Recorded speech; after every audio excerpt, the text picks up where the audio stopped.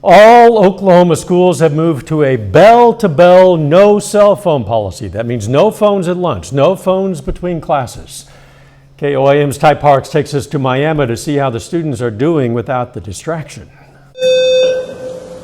With that sound, all phones in Oklahoma schools must be turned off and stored in a bag. The new state law requires all cell phones to be put away from the time of the first bell to the end of the school day. This is a policy that Miami Schools was considering. In our junior high, we hadn't allowed students to have their cell phones at all. But then once they became sophomores, we had allowed them to start having them at lunch and in between passing periods. So we had talked about the possibility of just, let's not give them back. Without the distraction of cell phones, there has been some changes in how students interact. In class, I think we're seeing a lot less distractions, more focused learning on academics, which is a good thing.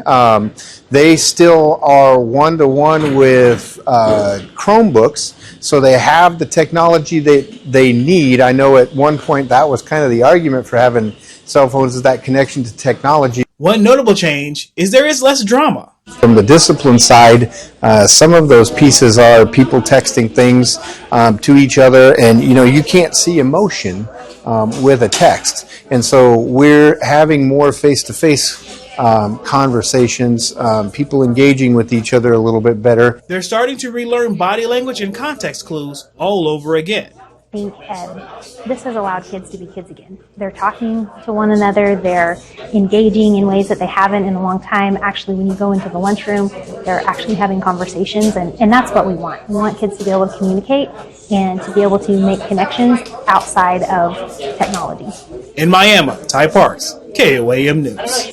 Now, in the event of an emergency, the law does allow for the schools to give an announcement allowing students to use their phones to contact their parents.